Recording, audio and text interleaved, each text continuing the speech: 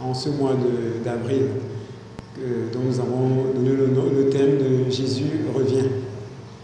Lorsque je lisais la Bible, j'ai été touché dans le livre de Psaumes, le chapitre 105. Et ce livre parle de Moïse qui avait reçu la promesse de Dieu d'être béni, lui ainsi que sa descendance. Et le Seigneur avait promis que son peuple sortirait de la captivité lorsque celui-ci serait en Égypte. Et pendant que j'ai fini de lire ce chapitre, je me suis posé la question, Seigneur, qu'est-ce que tu voudrais que je retienne dans ce chapitre? Et le Seigneur m'a dirigé dans le verset 4, qui demande de se tourner vers l'Éternel et d'aspirer à être constamment dans sa présence. Pendant que je lis, je me suis posé la question, Seigneur, si tu me demandes de me tourner vers toi et d'être constamment dans ta présence, ça veut dire qu'il y a un souci avec moi. Vous savez, quand on lit la Bible, on a tendance à croire qu'elle s'adresse à d'autres personnes, surtout quand le Seigneur nous interpelle dans un domaine précis, peut-être d'une vie de péché ou de désobéissance. Mais là, ça m'a beaucoup interpellé et je me suis dit, certainement il y a un souci avec moi si le Seigneur me demande de me tourner vers lui et d'être constamment dans sa présence. Et après analyse, je me suis rendu compte que c'est vrai. Parce qu'à un certain moment, j'étais vraiment discret. Vous savez, Michel a fait le témoignage de son épouse qui était malade. Nous avons traversé un mois très difficile ces derniers temps. Il y a eu trop de malades, des coups durs. Et généralement, quand on traverse des situations pareilles, on se déconnecte de Dieu. Et on perd le rythme qu'on avait avec le Seigneur, c'est-à-dire la lecture, la prière, la méditation de la parole de Dieu. On se laisse entraîner. Et j'ai compris que le Seigneur me ramenait sur le bon chemin. Et ce qui m'a encore bousculé, c'est lorsque j'ai su le témoignage de la sœur Patricia qui a parlé ici, il y a de cela, je crois, 2 semaines, quand elle était couchée à l'hôpital. Elle n'avait pas la crainte de la mort, mais elle se disait, Seigneur, est-ce que je suis prête? Si tu viens. Il y avait cette peur-là qui était dans son cœur. Et c'est cette même crainte-là qui a habité mon cœur. Je me suis tellement posé des questions, j'ai dit, Seigneur, est-ce que réellement je suis prêt si tu reviens? Et si aujourd'hui tu me demandes de me tourner vers toi, cela veut dire que je dois corriger beaucoup de choses dans ma vie. Et cette interpellation nous concerne, nous les chrétiens. Et ne nous disons pas que c'est seulement aux mondeurs que ce message-là est adressé. Il est adressé à ceux-là qui ont décidé de suivre le Seigneur Jésus et de marcher comme lui. Souvenons-nous que la Bible dit que le jugement de l'Éternel va commencer dans la maison de Dieu, dans sa propre maison. Et le fait de nous familiariser avec la parole de Dieu fait en sorte que sur le long terme, on finit par la banaliser et à croire que, bon, on est libre de faire ce que nous voulons. Non. Et le cas, par exemple, du peuple juif, dont le Seigneur parle dans le livre de Psaumes, au chapitre 105 ici, montre justement ce peuple-là qui avait cette assurance que Dieu est avec eux. Mais dans la marche également, le Seigneur nous montre dans la Bible qu'ils se sont laissés égarer à cause de leur orgueil, pensant que tout était acquis. Or, ils ont oublié quelque chose, c'est que lorsque le Seigneur faisait la promesse à Abraham de racheter son peuple, il s'adressait à ceux-là qui lui seront fidèles. Et donc j'ai compris que Dieu m'appelle à la fidélité et que je dois revoir ma vie. Donc si je prends la parole aujourd'hui, c'est pour nous dire que le thème qui a été choisi n'est pas une blague, ce n'est pas un jeu. Jésus revient bientôt et nous devons avoir cette pensée dans notre cœur et ne pas douter une seule seconde que cela est vrai. Je suis certain que lorsque le Seigneur parlait à Abraham, il voyait la promesse faite à son peuple, c'était tellement loin. Mais c'est arrivé, quand j'ai lu la Bible, c'est arrivé. Moïse, le Seigneur a envoyé Moïse, qui était un peu comme la personne de Jésus, pour libérer ce peuple de la servitude et conduire ce peuple à la terre promise. Mais Jésus a un plan encore excellent et parfait pour nous. Parce que Moïse, nous avons vu, le peuple est parti à la terre promise, mais ce n'est pas le salut, c'était sur le plan physique. Ils partaient à la terre qu'ils avaient promis où coulerait le lait et le miel. Mais avec Jésus, il nous conduit à l'éternité. Et il voudrait que nous acceptions que l'éternité, c'est pour nous, c'est notre lot. Et que nous ne nous laissions pas égarer par nos pensées. C'est pour cela que j'interpelle le frère et la sœur que tu es aujourd'hui, de croire que véritablement, le message que Dieu nous donne, même s'il paraît dur, est plutôt un message d'amour. Parce que je ne pense pas que si le Seigneur ne nous aimait pas, il ne serait pas rude et rigide envers nous. Aujourd'hui encore, lorsque nous voyons par exemple dans le monde entier ce que les médias nous présentent, et dans les films, dans les documentaires, vraiment le péché est devenu la chose la mieux partagée. Il est tellement banalisé qu'on a légalisé tout. L'homosexualité, l'avortement, la zoophilie même, je crois. Et dernièrement même, je lisais, c'était dans un magazine, il y avait un monsieur qui a épousé une poupée sexuelle. Bon, au début, je disais que bon, ce n'est qu'une poupée, puis ça m'a fait rire. Mais après, ça m'a interpellé, j'ai dit, mais pourquoi tu ris? C'est une poupée et il est en train de commettre une abomination. Et si tu le prends de cette façon, comment est-ce que le monde va se comporter? Donc c'était comme une sorte d'alarme pour moi de faire très attention. Le monde nous a tellement envahis avec les médias, au point où même les chrétiens sont déjà entrés dans cette danse-là. Le chrétien aujourd'hui a honte de déclarer à son frère ou à sa sœur que le péché n'est pas bien et de revenir sur le bon chemin. Et c'est dangereux. Le Seigneur doit nous met en garde et nous demande de faire très attention. Il nous met en garde et nous demande de ne pas avoir honte de lui. Parce que ce qui se revient et qui nous trouve dans la dissolution, étant emporté par le monde et influencé par le monde, il ne va pas nous reconnaître. Il va nous ignorer. Pourquoi? Parce que nous avons fait le choix de servir d'autres dieux, le Dieu de ce monde, le Dieu de ce siècle. Et si nous choisissons le Dieu de ce siècle, faisons attention. Dieu dit dans le livre d'Apocalypse que soit tu es froid, soit tu es chaud. Si tu es tiède, le Seigneur va te vomir. Froid, ça veut dire que tu fais un choix. Je suis dans le monde, avec ce que le monde me propose, j'accepte les conséquences du péché et ce que ça peut entraîner dans ma vie comme dégâts autour de moi. Parce que ça m'entraîne à la condamnation, au jugement éternel. Soit je suis chaud pour le Seigneur, je le sers de tout mon cœur, de toute mon âme, de toutes mes forces. Peu importe ce que ça va me coûter comme injure, comme insulte dans la société, il faut que je fasse ce choix. Le Seigneur dit que celui qui aura honte de lui, il aura également honte de lui devant son Père lorsqu'il reviendra. Et qu'il n'en soit pas ainsi pour nous. N'ayons pas honte de proclamer notre foi en Christ. Et proclamer, ce n'est pas seulement le dire avec les mots, mais c'est de vivre réellement cette chrétienté. Par les actes, par les paroles et par les faits, tels que la Bible le dit, et non comme le monde le dit. Et si le Seigneur parle aujourd'hui à son Église, c'est parce que le Seigneur voit que nous sommes déjà fébriles et que notre foi est en train de vaciller.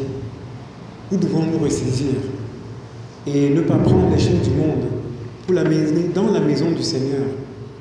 Ne pas prendre le péché, l'habiller, l'acclamer et dire que au frère qui vient te reprendre que frère, tu es trop spirituel.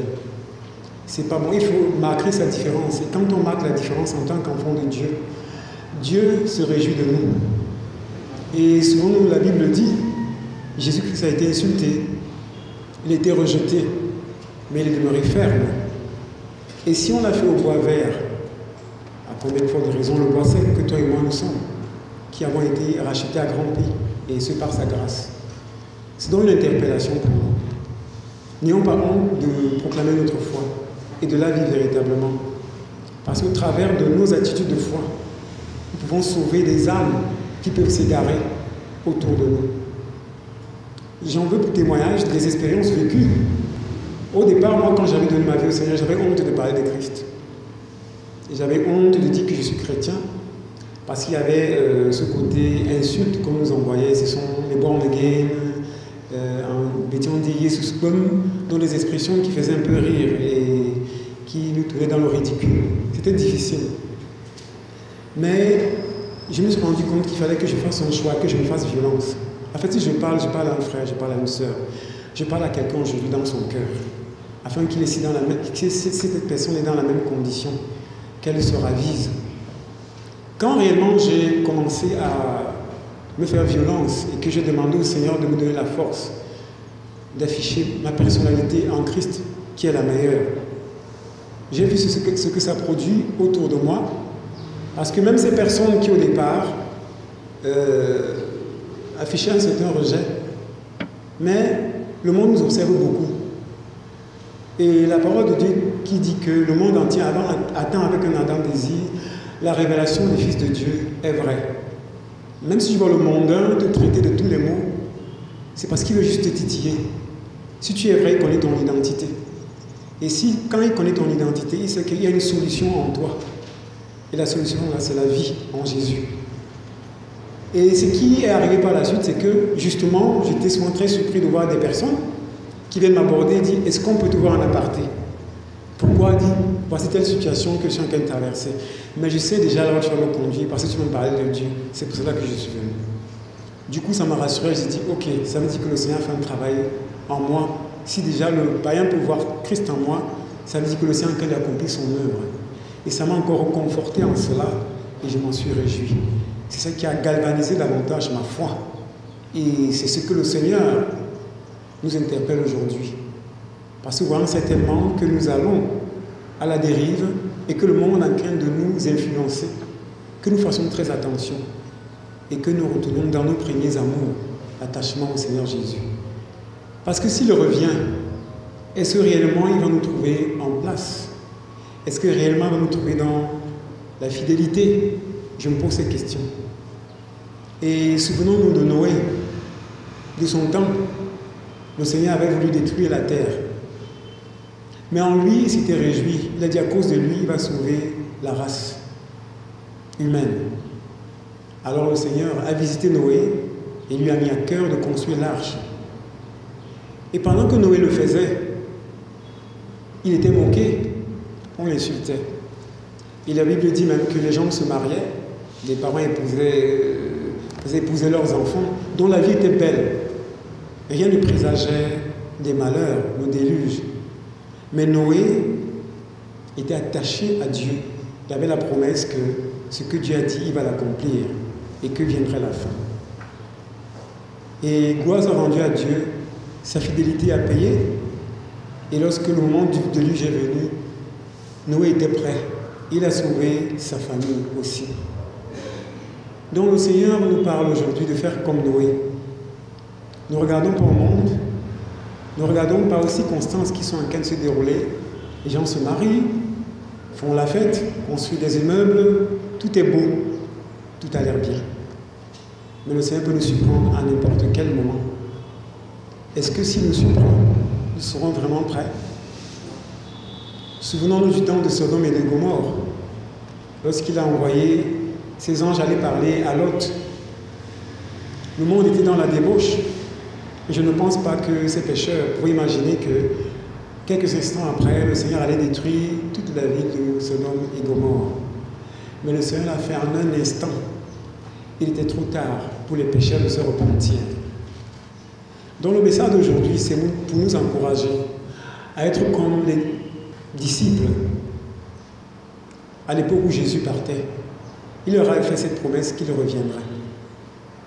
Et certainement, eux, à cette époque, parce qu'ils ont côtoyé Jésus, physiquement, ils l'ont vu. Et cette promesse était encore fraîche en eux. Et ils se disaient que certainement, c'est à cette époque-là que Jésus va venir. Et ils ont vécu avec une telle foi. Et c'est par cette foi que nous lisons dans la Bible que nous sommes également bousculés. Mais quand on voit leur vie, ils étaient prêts à payer le prix. Ils vivaient tous les jours comme si chaque jour était le dernier. Parce qu'ils savaient que Jésus allait revenir pour eux en cette époque-là. C'est vrai, Christ n'est pas venu, mais ils sont morts dans la foi. Ils sont sauvés. Mais nous sommes en 2021, c'est-à-dire 2021, une année plus tard. C'est vrai, le temps fait ces choses, on a l'impression que comme le temps est passé, bon, ce message n'est plus aussi frais qu'à cette époque-là. Mais c'est là où est le danger. Et nous devons faire très attention. Parce que Christ lui-même l'a dit qu'il ne sait ni le jour, ni l'heure. C'est le Père seul qui connaît.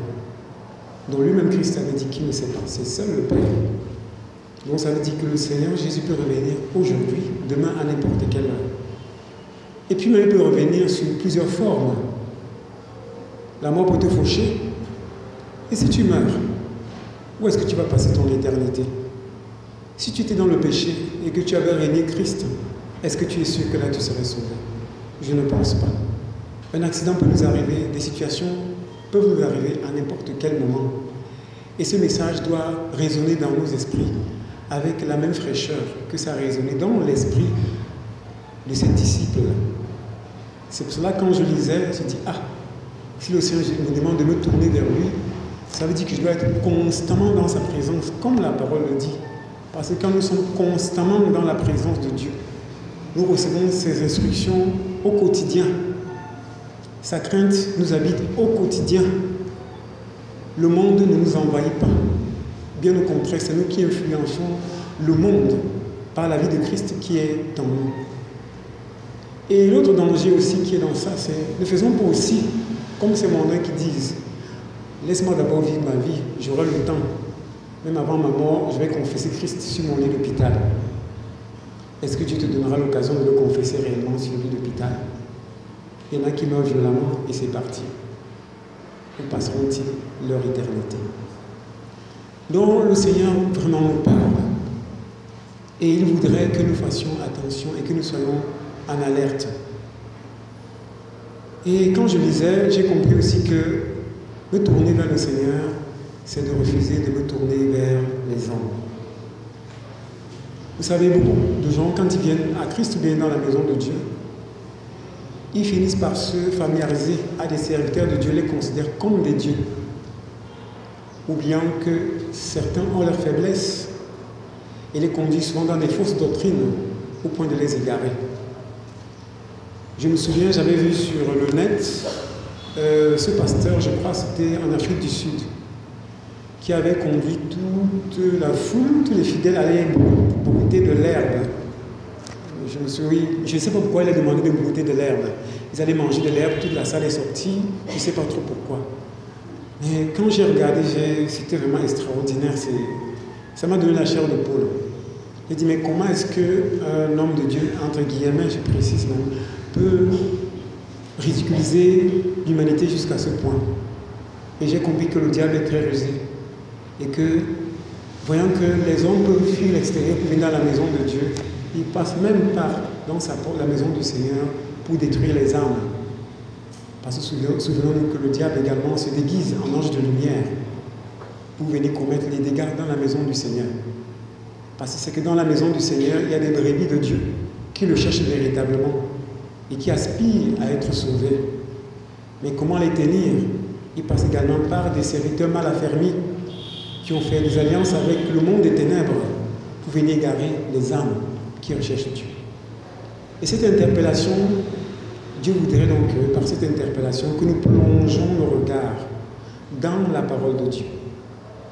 Parce que si tu as ton regard plongé dans la parole de Dieu, la parole qui porte la vérité, alors tu seras discerné que tel homme parle au nom du Seigneur et que tel parle de son propre chef. Et ainsi l'ennemi ne te happera pas. Le diable ne fera pas son œuvre en toi. En d'autres termes, si le Seigneur me demande de nous tourner vers lui, et nous demande de nous tourner vers lui, c'est que le Seigneur nous demande de sortir de la paresse, de la lassitude. Vous savez, le paresseux n'est pas honoré devant Dieu. Le paresseux est en horreur devant le Seigneur parce que le paresseux ne fait aucun effort. Même pour sa propre nourriture, la Bible dit que le paresseux n'arrive pas à rôtir son gigot, le gibier. Donc imaginons, nous avons la grâce, qui est le gigot, si on peut prendre l'image de ce paresseux, et tu n'arrives pas à rôtir pour manger et or c'est là à côté de toi. C'est exactement comme ça que le Père recevait. Et il passe à côté de sa grâce, de son repas. Et c'est ce repas que le Seigneur nous propose dans sa parole. Et il nous donne de le faire sans mettre de barrière, sans se fier en ces marabouts qui conduisent les gens à la perdition. Ce que je veux ajouter ici, c'est que ces personnes sont au service de l'ennemi. Et que si nous n'arrivons pas à les discerner au travers de la parole de Dieu qui est comme un tamis, comme un filtre, nous allons complètement nous égarer. Et lorsque Jésus viendra, il va te dire que mais ton Dieu, c'est ton prophète, c'est ton apôtre, c'est ton daddy. Le Seigneur veut nous libérer de ça, de cette captivité, de cette servitude, afin que nous soyons libres en Jésus-Christ. Car la parole le dit, c'est pour la liberté que Christ nous a affranchis. Ne nous mettons pas sous d'autres formes de joug qui vont nous égarer, qui vont nous perdre. Donc vraiment, nous devons faire très attention. Nous devons faire très attention parce que cette situation est très alarmante. La Bible dit, maudit quiconque met sa foi en l'homme. C'est Jérémie 17, je crois, verset 19, je crois. Jérémie 17. Si on peut afficher ou pas.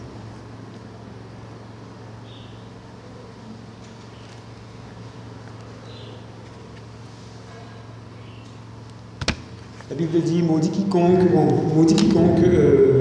met sa confiance à l'homme et qui prend pour appui la chair. Donc Dieu parle de malédiction. Quiconque se confie en l'homme et qui prend pour appui la chair. Nous sommes maudits. Donc Dieu n'est pas un homme. Dieu est esprit et vie. Et il voudrait que nous l'adorions en esprit et en vérité. Et c'est comme je le disais tantôt, si l'homme qui vient parler parle au nom du Seigneur, gloire soit rendue à Dieu, parce qu'il parle et s'inspire de la parole de Dieu pour te conseiller. Mais s'il parle de son propre chef, nous devons faire très attention. Amen.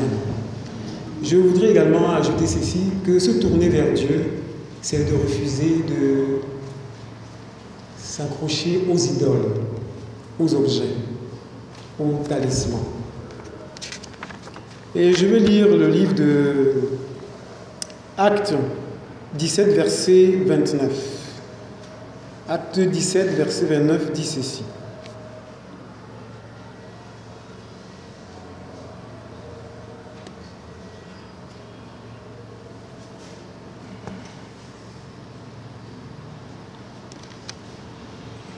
Ainsi donc, étant de la race de Dieu, nous ne devons pas croire que la divinité soit semblable à de l'or, à de l'argent ou à de la pierre sculptée par l'art et l'industrie de l'homme.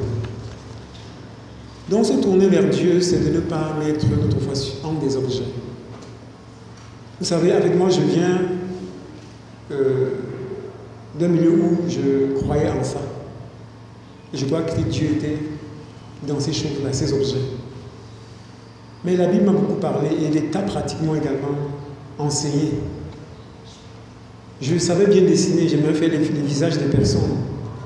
Et quand je dessinais, je me suis posé la question, mais tiens, je vois les gens adorer des images. Mais ces images ont été faites par qui? Ce n'est pas des êtres humains. Et je prends mon cas, je dessine. Mais comment est-ce que je peux faire une image? Je me prosterne devant cette image et je me mets à adorer une image que moi-même j'ai créée, si je peux dire ainsi. C'est vraiment ridicule. Et si je le fais et j'ai cette pensée, à combien plus forte raison, Dieu qui nous a créés, Dieu m'a créé moi. Mais Dieu des cieux, c'est lui qui quitte encore, vient se mettre à genoux devant moi pour m'adorer. Ça ne se comprend pas. Alors l'interpellation aujourd'hui, c'est que Dieu nous demande, s'il vient nous trouver devant une idole en train d'adorer, il va nous dire quoi? Qu'est-ce qu'on va lui dire? Que réellement, c'est lui, je ne crois pas. C'est une abomination devant le Seigneur. Et souvenons-nous ce qu'il a fait au peuple juif lorsque Moïse est allé à la montagne de Sinaï pour prendre les commandements de Dieu. Le peuple était en attente. Et pendant qu'ils étaient en attente de Moïse, ils ont décidé de faire un veau d'or pour adorer le Seigneur. Et quand Moïse est revenu, la colère de Dieu s'est abattue sur le peuple et a détruit ce peuple-là. Pourquoi? Parce que le peuple s'était fait un faux Dieu. Et à cause de cela, il a détruit le peuple d'Israël. N'eût été l'intercession de Moïse, cette race serait détruite. Aujourd'hui, le Seigneur nous met en garde. Parce que beaucoup, même dans la maison de Dieu, cultivent encore ces comportements-là, mais en secret. Je le dis, j'étais en voyage, j'étais dans un bus.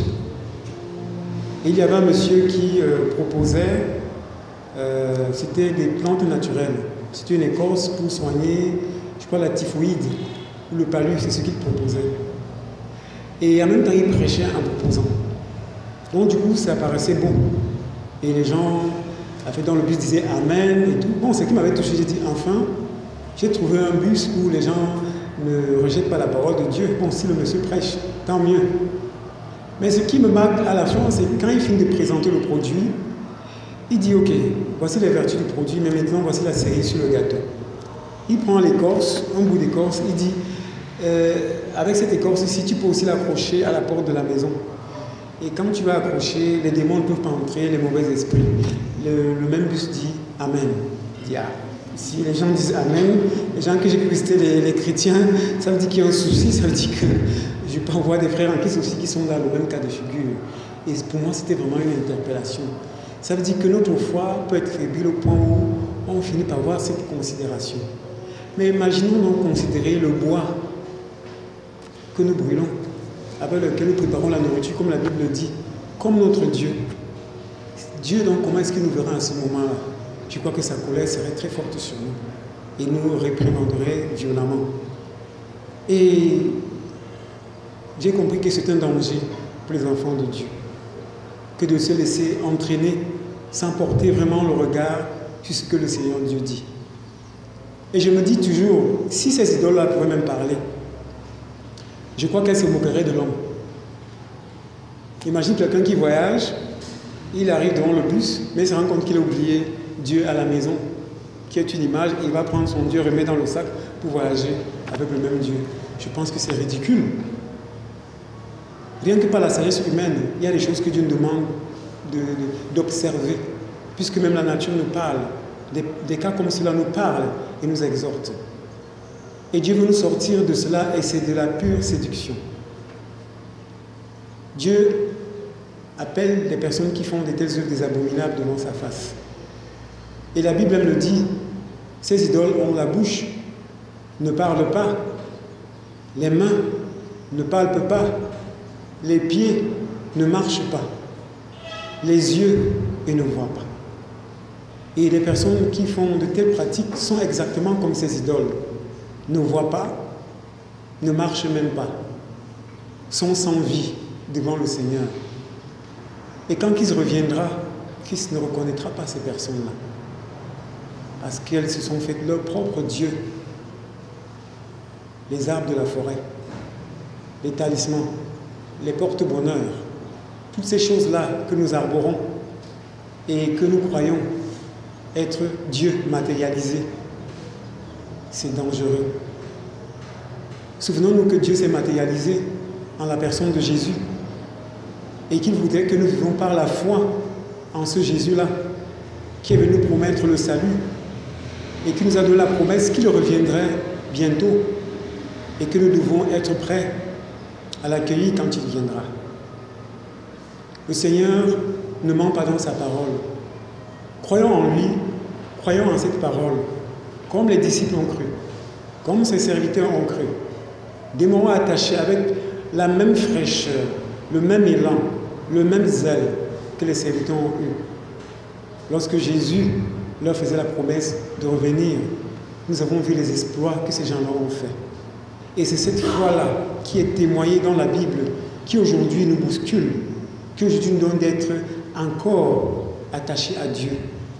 Ne perdons pas notre salut à cause du monde et ce que le monde nous propose comme tentation, comme séduction. Si nous perdons notre salut, alors le diable va se réjouir, parce que son œuvre, c'est justement de nous perdre, parce que lui il a été voué à la condamnation depuis des siècles. Est-ce que réellement nous voulons suivre les voies de l'ennemi, les voies du diable? Non. Ravisons-nous, ressaisissons-nous, véritablement ressaisissons-nous. Le Seigneur dit quand il viendra, est-ce qu'il va trouver la foi sur la terre? Posons-nous cette question et disons-nous que cette question ne concerne pas mon frère ou ma soeur, que cette question me concerne moi en premier chef. Et si je suis conscient de ça, alors le Seigneur lui-même me donnera la force de demeurer attaché à lui. Et ainsi, quand il viendra, il trouvera que je suis debout, comme les vierges sages qui l'attendaient, avec des lampes allumées. Que le Seigneur aujourd'hui parle à ton cœur, et que si tu avais pris un chemin de non-retour, un péché que tu caressais tellement, et qui, dans le secret, te fait honte, confesse-le devant Dieu, de tout ton cœur, et viens à lui. Il n'y a personne pour te condamner. Dieu dit qu'il n'est pas venu pour juger le monde, mais il est venu pour sauver. Il est venu pour le pécheur que je suis, pour le pécheur que tu es. N'aie pas honte de lui présenter ta vie d'abominable. N'aie pas honte de lui présenter tes péchés. N'aie pas honte de lui dire que Seigneur, j'ai besoin de toi. N'aie pas honte de lui dire que Seigneur, je vais abandonner l'idolâtrie, le mensonge, le vol, toutes ces choses abominables. Dis-le lui en sincérité de cœur. Le Seigneur va te visiter. Il va te remettre dans sa présence. Et quand il viendra, il te trouvera debout. Ne passons pas à côté de notre grâce. La Bible dit que même les prostituées vont nous précéder. Vraiment, que les pécheurs ne nous précèdent pas. Je ne dis pas que les prostituées ne sont pas les êtres humains. Je dis que le pécheur, en tant que prostituée, s'il se répand, peut-être tu l'as vu en train de se prostituer, tu ne sais pas ce qui s'est passé dans la nuit, il s'est repenti. Mais toi qui te crois saint, est-ce que tu es réellement repentant dans ton attitude? C'est ça le message de ce jour. Que le Seigneur donne la capacité de le faire. Mais cela n'est possible qu'en Jésus. Car la Bible dit, je puis tout par celui qui nous fortifie. Soyons tous bénis. Amen. Amen. Je vais prier.